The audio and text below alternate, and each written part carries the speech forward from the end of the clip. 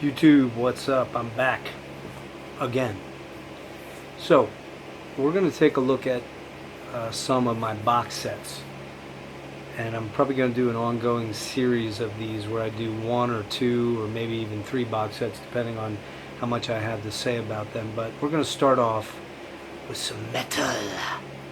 We'll start off with the metal gods, the mighty Judas Priest. And this is the complete set of albums.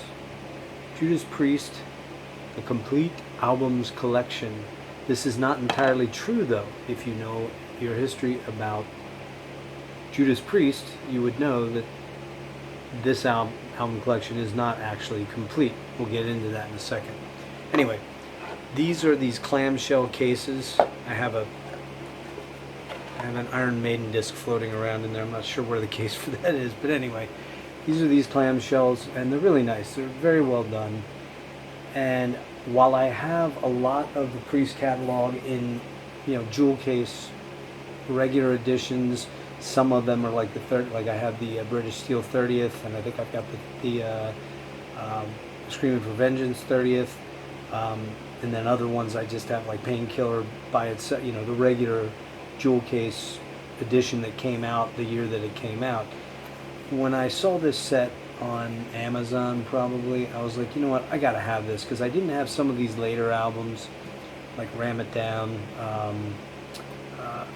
excuse me, yeah, Ram It Down, Turbo I didn't have anymore. I didn't actually even have Defenders of the Faith, and this one has Killing Machine on it, as opposed to, it's the same recording, but it doesn't have Hellbent for Leather. We'll get into that in a minute here. We're going to run through all the albums quick. I'm going to show you the album artwork, and the point of this is to say that if you're on the fence about buying any of these clamshell editions, they're really well worth it. I don't know if this one's still in print. I haven't looked. I got a feeling it might not be. This came out in 2011, so it's already almost a decade old. I want to say I probably got it in 2013 or 14, somewhere around there. I'm sure you can find it on eBay or Discogs, or you may even be able to find an unopened copy, I can't talk here, in your local mall store if it's a place that isn't highly trafficked. But these are great sets. They're great because it's a lot of value for your money. In this case, I'm getting virtually all, not all, but virtually all of the Judas Priest catalog in one package. And if I want to go traveling or whatever, granted, I take my phone sometimes, but a lot of times I'm still old school, and I like to put a CD in the CD player and look at the packaging, not while I'm driving, of course, but if I'm running, man, I like to have physical product. I'm a physical product guy. I'll be a physical product guy until I die. It's just how it is. This is a great set. So let's talk a little bit about it. What do you get? Get a nice, I think it's 36-page booklet here with all the recording information on, some good archival material, photo-wise. Nice write-up here by Greg Prado. Don't know who that guy is. But it's a nice quick synopsis of Priest, and then each album gives you the song titles, the writing credits, and the year of issuance, and who did the mixing and mastering and recording and engineering and producing and all that stuff. If you're a nerd like me, you dig stuff like that, even though you can't retain it anymore. Although I do know that Roger Glover did their first, or am I going to look stupid here? Yep, I'm looking stupid. Roger Glover did their first Sin After Sin. He did not do Sad Wings of Destiny. I was going to say he did Sad Wings of Destiny, but that wasn't their major label debut. Sin After Sin was. Yeah, so lots of cool photos. I'm not going to show you every single page because that would be boring as hell. But it's a lot of good detail in here about each album. Some good live shots, some sexy photo shoots from various periods of their their releases. I believe that was probably Turbo, because that's the first time I saw them for Turbo, 1986, Philadelphia Spectrum with Dokken opening. Dokken was supporting Under Lock and Key, and they were both killer. And that's the first time I developed massive tinnitus in my ears, which I've never been able to get rid of. Not since that day, but that was the start, and it's only gotten worse over the years. So yeah, lots of cool stuff. Scott Travis there. And if you know your history about Judas Priest, which I am not a historian on Priest, but you will know that they are the band that in a lot of ways Spinal Tap kind of got their whole trip about the drummers, self-destructing and disappearing. I think Priest has probably had about 8 or 10 different drummers. We'll touch on a couple of the guys, but not get into that too deeply. So their first album, which was actually on Gull Entertainment, came out in 1974. Originally, if you also know your history with Priest, you will know that none of the current members in Priest were original members of Priest. Ian Hill is the longest tenured guy at present, with Rob Halford behind him, and then Tipton, and obviously Travis, and then Richie Faulkner, and Andy Sneap, who's kind of just a fill-in guitar player. But none of the original members of Priest, when they started in 1969 until 74, until 74 when they cut their first album, none of those guys are around. Al Atkins was probably the most name recognizable guy. He was the original singer, and he did write some songs that are on this album, one of them being Caviar and Meths, which is a good tune. I think that's the only one, and then he's got a little bit of a writing credit for Sad Wings of Destiny on that album. But this album is very bluesy, heavy rock. It's got a little bit of a Deep Purple vibe to it, maybe a little Sabbath, but not nearly as evil, nor as heavy. It's just kind of it's the least listened to album in this collection for me. I rarely ever put it on. Never Satisfied is the only really good tune that I like on it, and they actually broke that out about 10 years ago and played that for the first time in 30 years, I believe, since the 70s anyways. So Rock-a-Rolla, that's probably a 2.5 out of 5 for me. Next up is the Sad Wings of Destiny masterpiece. Love this album. It's not my favorite album, but it's probably number 3 on the list. You got Tyrant, Genocide, Island of Domination, oh my god, Victim of Changes. Victim of Changes. If you're a metalhead and you don't know Victim of Changes, get some help right now. Get some help. Ripper. If you don't know Ripper, get some help. Seriously. Fucking amazing album. I love Dreamer, Deceiver, and Deceiver. This whole album is just, it smokes. Is it their first metal album? I would say not yet. It's very heavy. It's very riffy. But there's still some bluesiness to it. There's still some rock, 70s rock trappings. I wouldn't call this proto-metal. Absolutely. Proto-metal for sure. Next up, 1977's Sin After Sin. And if I didn't mention it before, which I don't think I did, all these come in either gatefold, or most of them are single sleeve, but they're single sleeve cardboard sleeves. They're kind of okay, they're kind of cheap, I guess you could say, but really they're not. They're very well done, nice card stock. I wouldn't want to sit on one because you're gonna fold it in half, but they're not flimsy and cheesy. They're nicely done.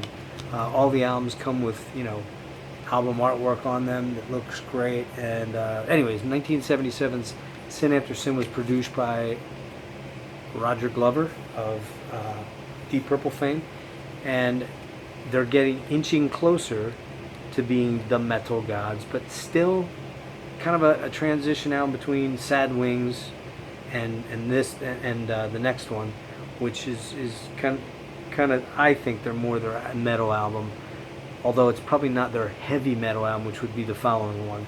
But anyways, this one has so many damn good songs on it. Sinner, Diamonds and Rust, Joan Baez's cover they made famous on Unleashed in the East, which was the first Priest that I ever heard, Unleashed in the East. Last Rose of Summer is a ballad, but god damn, it's so good. It is so good. Rob sounds so incredible on it. Call for the Priest. Here Come the Tears and Dissonant Aggressor. There really isn't any bad song on this album.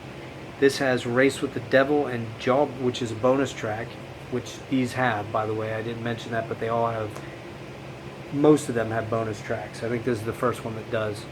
And then they got a live version of Jawbreaker on here. So Sin After Sin kicks fucking ass.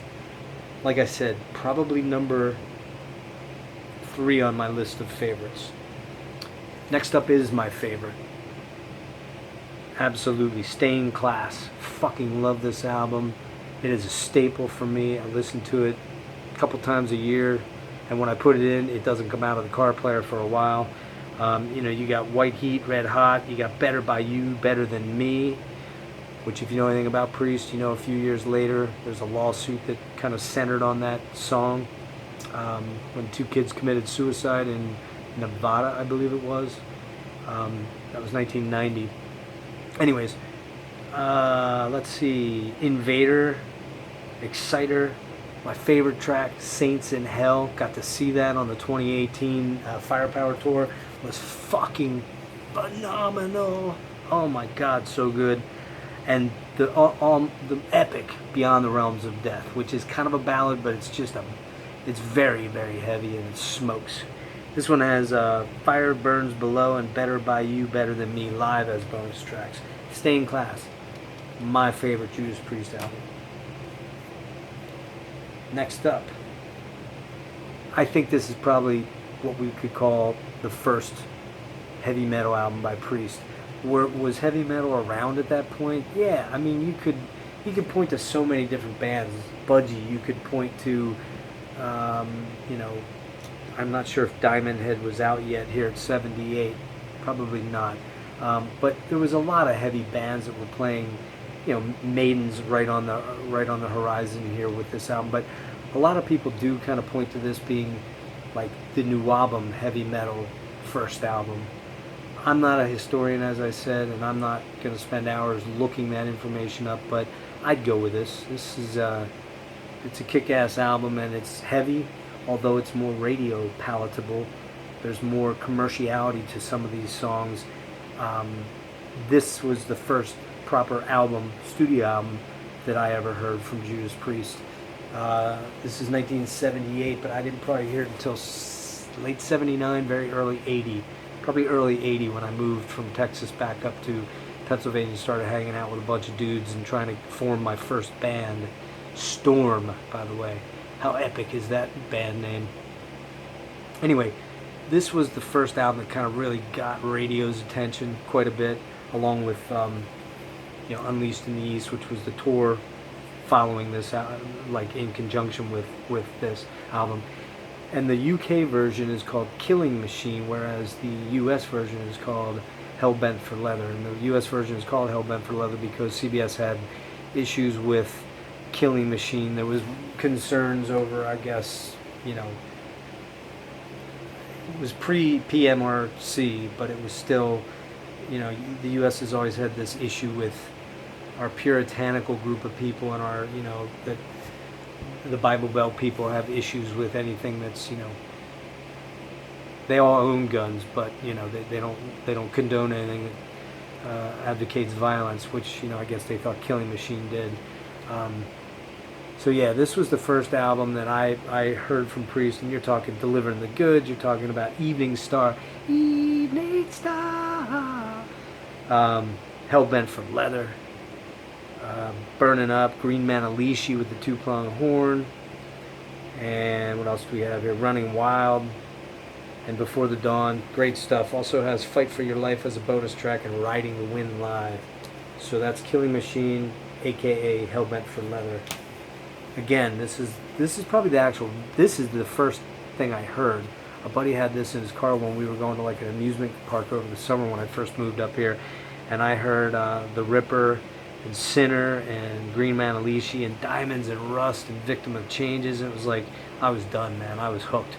I was a Rush guy and all that stuff, but Priest very well may have been the first heavy metal band that I heard, because of course it was Van Halen right around this era, 78, 79, first Van Halen, but they were more party rock, you know, more LA party rock. They weren't heavy metal like Priest was. And of course, the Image started around Killing Machine, Hellbent for Leather, with the Harley coming out on stage, with Rob riding the Harley out. Also with the leather and studs and all that kind of stuff. They also lost, if I didn't mention it, I mentioned the revolving drummer's seat. Simon Phillips, if you don't know who Simon Phillips is, go look him up. But he actually played on Victim of Changes, which is kind of, or Sad Wings, excuse me, which is kind of crazy when you think about it, because Simon Phillips has played with Jeff Beck. He has a group called Protocol. He's a jazz fusion guy. He's a stunning drummer, but it kind of blows my mind to know that Simon Phillips actually drummed on a Judas Priest album. Little tidbit of information that if you're not deep on the Priest history, you wouldn't know. This album, most of it isn't live as we know today, and the bottom line is it still crushes. I love this album, still love listening to this album. It kicks ass. Of course, the big one. This was the big one for Priest. This is what got them tons and tons of commercial success, tons of radio play, really amped up and amplified their international profile, and of course is a classic. And even though there's a lot of songs that I've heard on here that I'm played out on, I've overheard to a large extent, most of them are songs that I first learned on the guitar. Stuff like Breaking the Law, one of the very first things I learned, Living After Midnight. Those are probably two of the very first songs I ever learned other than Kiss songs on the guitar, because why not? They fucking rule, man. They fucking rule. They're great fucking tracks. I don't need to hear them again, although you always hear both of them at a pre-show, and live they're great. But I mean, I don't need to listen to them on the radio anymore if they would come on the radio, which I don't listen to the radio, so I don't know why I said that. Anyway, you got Rapid Fire, Metal Gods, which they play live all the time. Breaking the Law, Grinder, United, United, United, United we stand.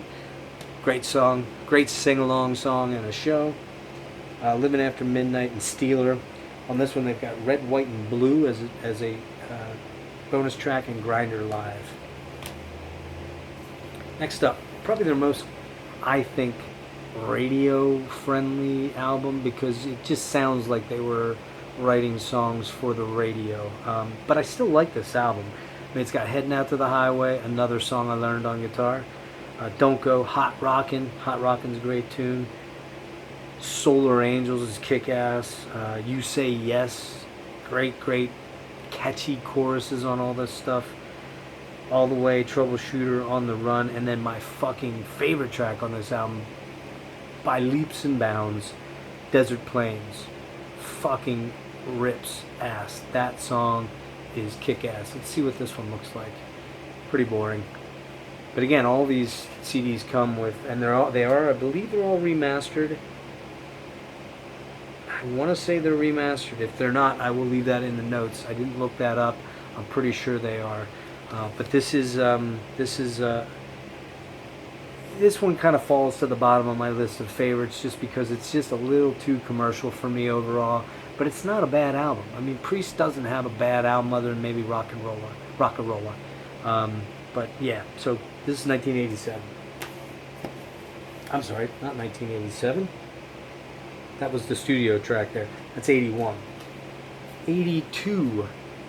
This album was pivotal for me, man. I mean, this would have been the time when I became super aware of them as far as going to concerts. At this point, I'm in 10th grade. I've been to a couple shows at this point. I had tickets to see them on this tour with Iron Maiden, and unfortunately I got severe food poisoning and wasn't able to go, which sucks, because I would have loved to have seen both these bands at the time when their profiles were rising. Priest was the bigger band at that point in time. They were the headliner in that deal. And I'm gonna grab a drink here quick. And they were, I wouldn't say they were considerably bigger, but they were internationally a bigger band than Maiden was at this point in time, because Maiden hadn't yet dropped, I don't believe they had yet dropped Number of the Beast before this. I could be wrong on that. I should have looked that up and shouldn't make that statement. I'll correct that if I'm wrong, but I think this came out first. And I mean, this album just rips, man. You got The Hellion, The Electric Eye, Riding the Wind, Bloodstone, Take These Chains, which I got to see on the last tour for Firepower, which kicked ass. Pain and Pleasure, of course, Screaming for Vengeance, and you got another thing coming. Fever, oh, so good, and Devil's Child. I believe you're the devil's child. Yeah, oh yeah, kicks fucking ass. This one has a studio bonus track called Prisoner of Your Eyes. Couldn't tell you what the hell it sounds like. And a live version of Devil's Child from the World Vengeance Tour in '82. Probably number 2 or 3 on my favorite list. I'm gonna say 3, and I'm gonna put Sin After Sin at 4, because this one's probably number 2 for me. Although I don't love the production on it, particularly the drums, this album fucking rules. I love this album. It's got so goddamn many good tracks on it. And this is 1984 with Defenders of the Faith. This album is so good. I mean, they were at their, in my opinion, they were at their creative peak, songwriting-wise. Rob was just unstoppable as a frontman. His voice was just, inimitable. And this has Free Will Burning, Jawbreaker, Rock Hard, Ride Free, The Sentinel, my favorite fucking Priest song, The Sentinel. Oh my god, that song just destroys. Love Bites, kick-ass fucking song. Some Heads Are Gonna Roll. And When the Night Comes Down, or Night Comes Down, I love that fucking track. Heavy Duty and Defenders of Faith. Defenders of the Faith, we are defenders of the faith. Kicks ass, man.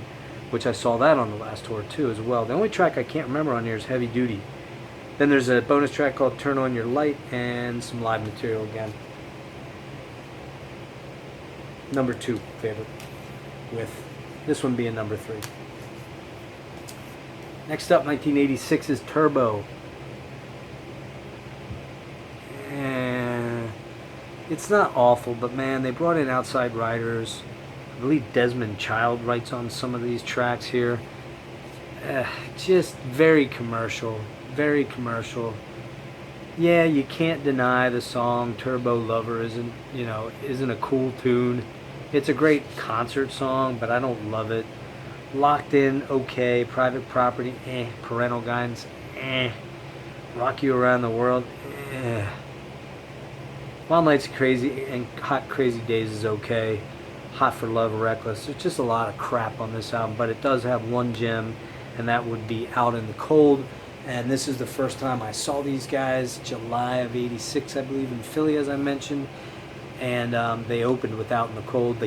Rob came up out of this fucking tons of dry ice and smoke, and came up out of this mechanical looking thing that they had on the stage, and he just, Out in the Cold is a ripping track. It's the standout track by far on this album.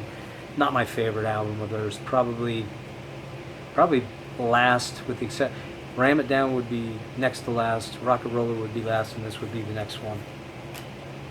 Priest Live is also in this set. It's a double. It's very, very studio manufactured. It's got Out in the Cold. It came out after Turbo, when they were kind of really peaking popularity wise. It's got all the major songs you would expect on here, and there are some bonus tracks that weren't on the original double LP. Ram It Down. Ugh. Do not like this album. I know, Marty, you've been saying you dig this album. I don't get it. Ram It Down, that track's okay. Blood Red Skies is kick-ass. That's a great song. Love You to Death is okay. I just don't get this, and there's 2 bonus tracks on here. I think this thing sucks, and it was the nadir for me of Priest when they covered Johnny Be Good. Fucking horrendous cover. Sorry, sucks. But they redeemed themselves with my 4th favorite Priest album, Now I'm mixing things up. So I said Sin After Sin was fourth. This is probably fourth or fifth. Sue me. Depending on what day it is, things can move around a little bit. But this is the top 5 for me. Painkiller was Rob Halford's final album with them for about 11 years, and this thing fucking rips. It's speed metal. It's thrashy. It's heavy as fuck. Rob's vocals have never been better. Obviously, you got Painkiller, which is just smoking track with some Glenn Tipton is doing some shredding on here with sweep picking. It's a very difficult sweep to get that lick down at the beginning of Painkiller in the solo. You got All Guns Blazing, Hell Patrol, Metal Meltdown, Nightcrawler, fucking kicks ass. Between the Hammer and the Anvil, love that tune too. A Touch of Evil, a Touch of Evil, love that. And One Shot at Glory and Battle Hymn. This thing rips, and there's a bonus track, Living Bad Dreams, on here. Yeah. Painkiller kicks major fucking ass. And every self-respecting metalhead should own that album. So then, Rob quits the band, and he starts doing... He did a project with John 5 and Trent Reznor called 2, which most people shit all over. I actually happen to really like that album because I was getting into industrial right around that period of time. 1990, 91, 92, and they got Tim Ripper Owens in on vocals. I like Tim. He never sticks with one band enough for me to kind of get into him a lot, but I don't own either of the 2 albums that they did with him, Jugulator and Demolition. I don't own either of those, and right now, if you try to find them on Discogs or eBay, they are pricey as hell. I don't know why they haven't been reissued. I got a feeling Rob and the rest of the band have something to do with that and don't want to reissue them. They were much more detuned and heavy. I mean, they were fucking heavy albums. I've listened to them both. They're okay. I don't love them. It's hard when you've had years with a specific vocalist that you love. It's hard to acclimate to somebody else. I mean, when I got into Maiden, Bruce had already joined, and that was, for Number of the Beast. So I wasn't real tied to Di'Anno. I like those 2 Di'Anno albums, but I don't love them in the pantheon or catalog of Maiden. They're somewhere in the middle usually for me, mainly because I'm just not a huge Di'Anno fan. But when a legendary vocalist like Rob Halford leads a band, and they pull somebody in who admittedly sounds a lot like Rob Halford in Tim Ripper Owens, it was hard for me. I remember listening to the albums when they came out, and I just wasn't blown away with them. But I did pick up this box set, 4 CD box set, 2004-ish I think this came out, and it's mainly the Columbia works and the early Gull material.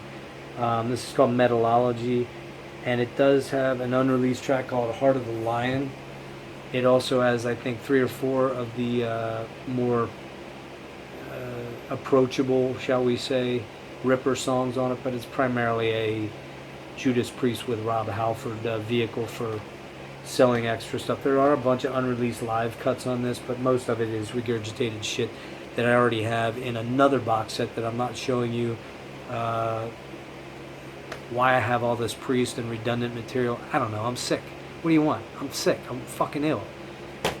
Anyway, Rob returns to Priest with Angel of Retribution. I believe he came back in 2000. Damn it, I lost that one. I want to say 2009. I want to say 2009. No, it wasn't 2009. It was before that. 2003, I believe, right? Anyway, you're going to correct me. I forget when Halford came back. But this one came, well, let's see, when did this come out? Of course, they don't have the 2005.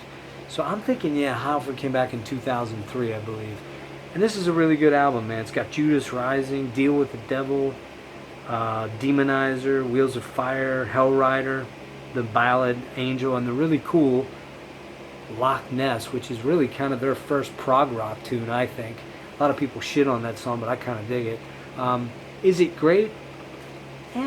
I don't know. It's good. It's solid. It's Priest with Rob Halford back. And, you know, Halford did his fight thing, which was fucking killer. If you don't have the fight CDs, get them, because they rip. That was following the 2 project he did with John 5 and Trent Reznor. And then he did Halford. And he put out a killer album called Resurrection that if you're a metal fan, you already know about, and I'm sure you own. But if you don't, get Resurrection because it kicks ass. I think there was 1 or 2 other Halford albums. I know there was a live Insurrection or live Resurrection album that isn't very live, but it's cool too. Great stuff. And then we come to the final album for KK, which was 2008's Nostradamus, and that's a double CD. And a lot of people hate this fucking album. In fact, most Priest fans absolutely shit all over this album. I happen to love this album. I really do, because I'm a prog rock dude, and it's a very prog rock album. Is it a little bloated? Yeah, it's a little bloated. It probably should have been 1 CD, a long one at that. But I mean, it's long, and there's a lot of stuff on here, a lot of keyboards, a lot of different moods and textures. But it's the story of Nostradamus, and come on, Nostradamus is fucking metal, man. Dude could tell the future. How fucking metal is that? That's pretty badass. I love this album, man. I mean, you got prophecy, revelations, war, pestilence and plague, death. I love it. And then the Nostradamus track.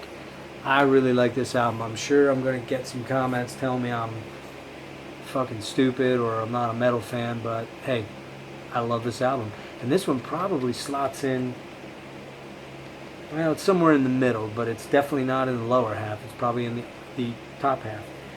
And also this one comes with, I don't know if this has any bonus tracks. This one does not have bonus. All the other ones, and neither does Angel Retribution. That doesn't have one either. Since Rob's been back with the band, and Faulkner came in and stepped in when KK left after Nostradamus and retired in 2011, they've put out 2 albums, Redeemer of Souls and Firepower. Both are extremely, extremely good. Firepower was fucking epic.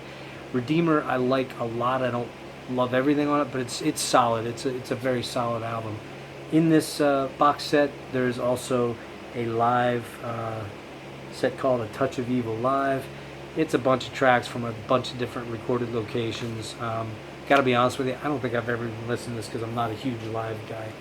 So that is the Judas Priest, the Complete Albums Collection, which isn't the Complete Albums Collection as we've stated, and a little bit of a cameo there by the Judas Priest Metalogy box set. If you're on the fence about this and can find it at a reasonable price, I want to say I probably paid $79 for this, maybe, which when I did the math with all the albums in it, I think it came out to about $4 a CD. $3.50 a CD, somewhere in that range. It was a no-brainer. If you can find this, if it's still in print, and you can find it at a really reasonable price, I think you'd be crazy not to get it, because it's well worth it. Even if you have most of their catalog in there, there are some bonus tracks, great booklet in here. Again, if you can find it for cheap. My sense is you probably can't now, but anyways, that's it, guys. I'm going to do one more. I don't know if I'll drop that tonight or tomorrow. I'll probably drop it tomorrow or the next day on Blue Oyster Cult and that box set, which is similar to the Priest box set. But thanks for joining me, and any errors and screw-ups I made, let me have it down there in the comments. No problem. I'm getting better, but researching stuff sometimes is not my favorite thing to do. With some of my health issues, it's hard for me to read and retain things really well. So I'm kind of doing a lot of this stuff from my memory of being there and owning the albums when they came out, and wish I had a lot of that OG Priest vinyl still, but I don't any longer. So, all right, guys, catch you later. Have a good one.